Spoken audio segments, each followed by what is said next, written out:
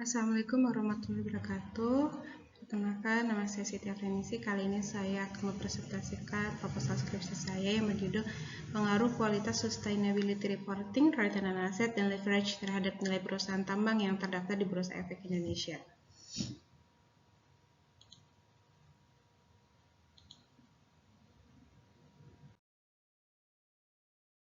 Daftar isi presentasi proposal penelitian saya. Yang pertama adalah pendahuluan terhadap fenomena, dan rumus masalah.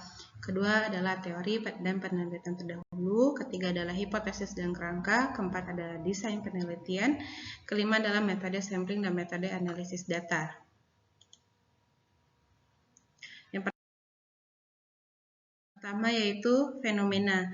Pandemi COVID-19 membuat pertumbuhan ekonomi di Indonesia menjadi negatif. Terdapat beberapa perusahaan melakukan inovasi industri demi menjaga kestabilan dalam penjualan. Sangat mempengaruhi indeks harga saham di IHSG Indonesia ketika pandemi COVID-19. Harga saham merupakan wujud representasi nilai perusahaan bagi pemegang saham. Menurut data Badan Koordinasi Penanaman Modal, penurunan harga jual tambang pada tahun 2020 disebabkan pandemi yang mengakibatkan perusahaan gagal dalam menghasilkan laba. Berdasarkan Badan Pusat Statistik Nasional, pendanaan dalam investasi pada tahun 2020 mengalami penurunan dibandingkan dengan tahun 2019.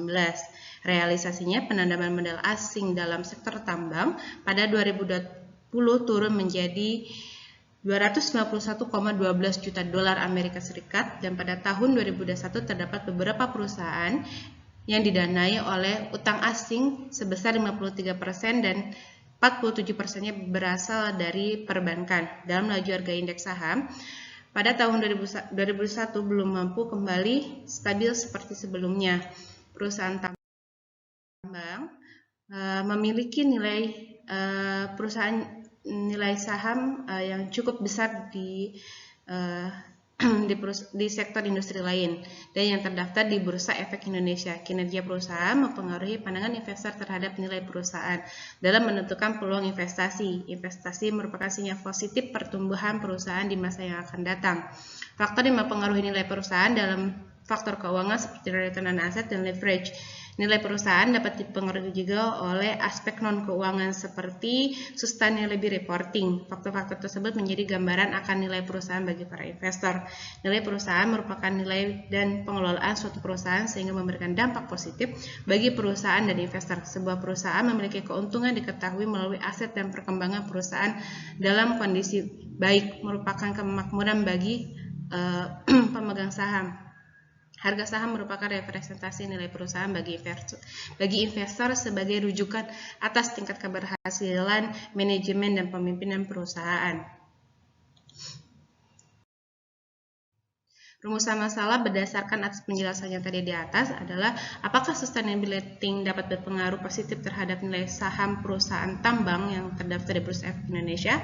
Apakah return on asset berpengaruh positif terhadap nilai saham perusahaan tambang yang terdaftar di Bursa Efek Indonesia? Dan apakah leverage dapat berpengaruh positif terhadap nilai saham perusahaan tambang di Indonesia?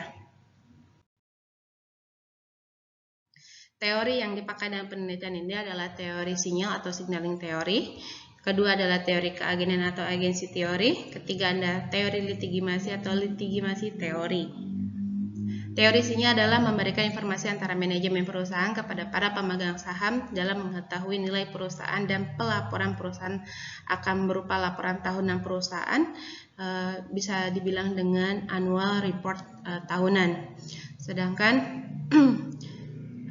teori keagenan berhubungan dengan pemegang saham dan manajemen, terbentuk karena adanya kegiatan perusahaan dalam mempekerjakan orang lain untuk memanajemen perusahaan, dan pemegang saham berperan sebagai penyedia sumber daya bagi manajemen.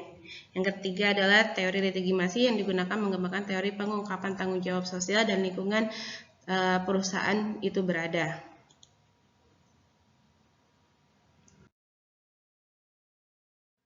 Penelitian dahulu, beberapa penelitian yang saya ambil Ya, salah satunya adalah Leo Francisca J. dan Mashita Emi tentang pengaruh size return on asset, leverage, dan sales growth terhadap price to value pada perusahaan tambang yang terdaftar di Bursa Efek Indonesia. Yang kedua adalah Anissa I. Ulpui dan Utamining Tias TH tentang pengaruh pengukuhan laporan berkelanjutan profitabilitas dan leverage terhadap nilai perusahaan. Yang ketiga adalah Putra LS dan Natalia I dengan judul pengaruh sustainability terhadap kinerja perusahaan dan nilai perusahaan.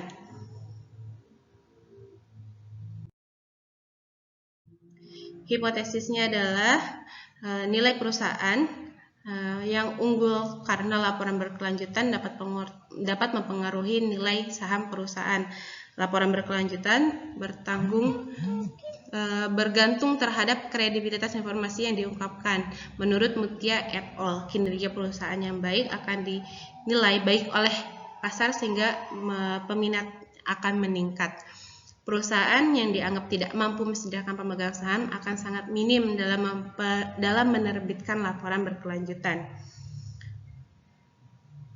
Yang kedua yaitu return on asset merupakan indikator profitabilitas yang digunakan untuk mengukur kemampuan perusahaan dalam menghasilkan laba bersih, memberikan gambaran kinerja keuangan perusahaan dan optimalisasi pengguna aktiva yang dimiliki oleh perusahaan. Jika nilai return on asset tinggi, maka semakin tinggi pula nilai perusahaan dan memberikan pengaruh positif dan signifikan terhadap nilai perusahaan. Yang ketiga adalah leverage, timbul karena perusahaan dalam operasi menggunakan aktiva tetap dan biaya bunga hutang juga menunjukkan kondisi dan situasi yang dihadapi oleh perusahaan.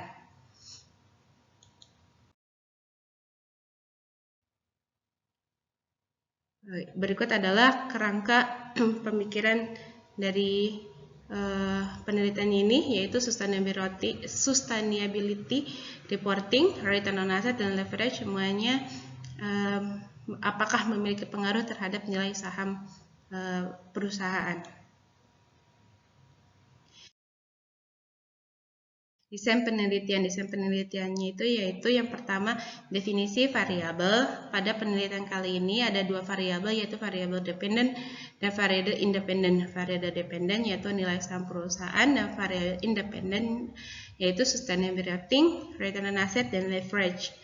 Variabel dependent atau yang terkait adalah variabel yang dijelaskan atau dipengaruhi oleh variabel independent dan sering disebut juga variabel output kinerja. Yang berikutnya adalah variabel independen atau bebas. Variabel independen disebut juga sebagai prediktor stimulus yang mempengaruhi atau menjadi sebab atau timbulnya variabel dependen. Variabel independen dalam penelitian ini adalah yang pertama nilai perusahaan. Nilai perusahaan sebagai jumlah dari nilai pasar ekuitas. Penelitian ini menggunakan perhitungan Tobin-Skew. Itu menggunakan rumus sebagai berikut, yaitu nilai pasar ekuitas ditambah total liabilitas dibagi total aset. Yang kedua ada Sustainability Reporting, Sustainability Disclosure Index, yang akan menjadi perhitungan sebagai General Reporting Initiatives. Perhitungan SRDI dilakukan dengan memberikan skor untuk semua item yang akan diungkapkan.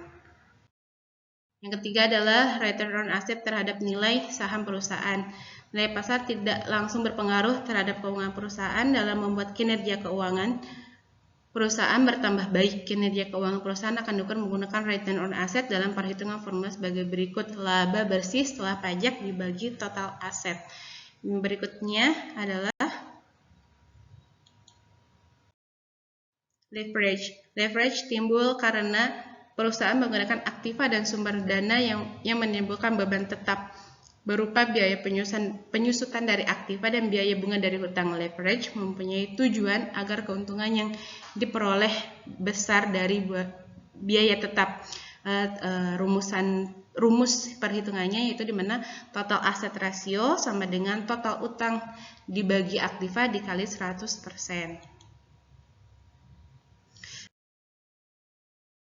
Metode sampling dan metode analisis data. Metode sampling di mana yang pertama adalah populasi. Populasi yang digunakan dalam penelitian adalah seluruh perusahaan tambang yang terdaftar di Bursa Efek Indonesia pada periode tahun 2019 sampai dengan tahun 2023.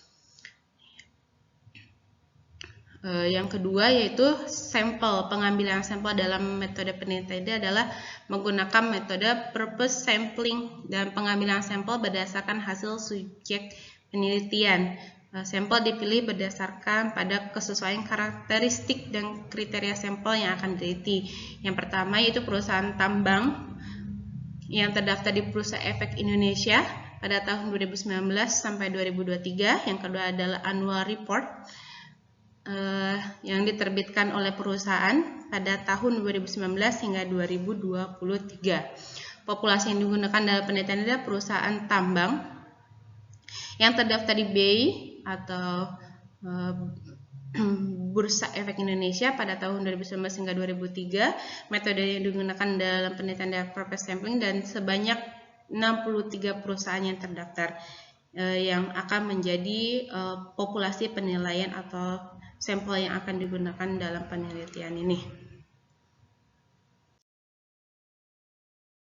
Teknik pengumpulan data dalam penelitian kali ini menggunakan pengumpulan data sekunder. Adapun cara untuk memperolehnya yaitu yang pertama menggunakan penelitian perpustakaan atau pengelolaan dana itu dengan cara membaca, menelaah, mempelajari buku-buku, jurnal, laporan keuangan dan penelitian terdahulu yang berkaitan dengan judul penelitian saya kali ini.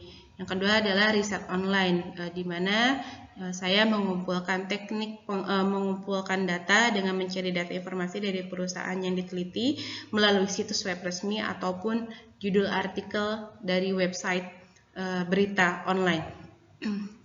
Yang ketiga adalah teknik perhitungan, yaitu setelah mendapatkan semua data, saya akan menggunakan teknik perhitungan menggunakan software SPSS, yaitu dengan SPSS tipe series yang 25 dalam pengelolaan angka yang akan dihasilkan dalam penelitian.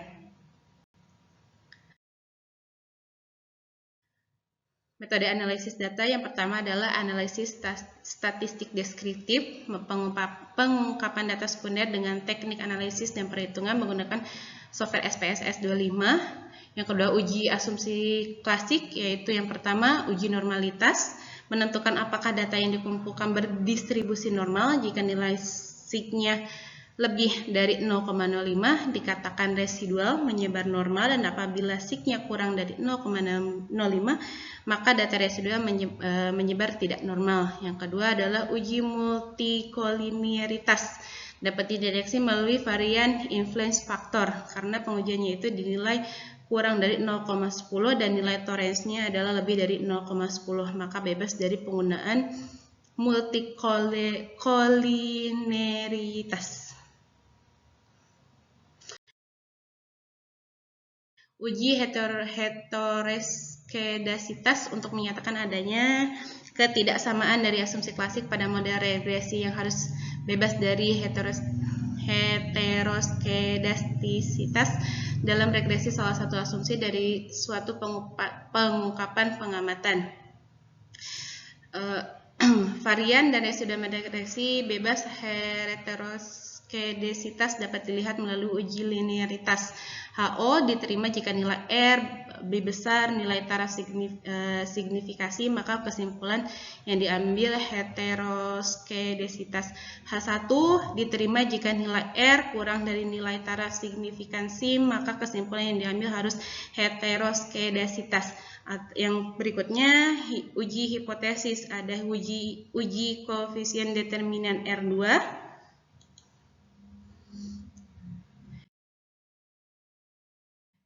Yang kedua signifikansi simultan uji F. Yang ketiga uji signifikasi parameter individual atau uji T, di mana yang berikutnya adalah membandingkan nilai sig dengan probabilitas 0,05 jika nilai T kurang dari 0,05 atau T dihitung T tabel, maka variabel independen berpengaruh terhadap variabel dependen. Jika nilai SIK T 0,5 atau T hitung, T tabel, maka variabel independen tidak mampu mempengaruhi signifikan terhadap variabel dependen. Sekian penjabaran PPT tentang proposal saya. Jika ada salah kata, mohon maaf. Terima kasih. Assalamualaikum warahmatullahi wabarakatuh.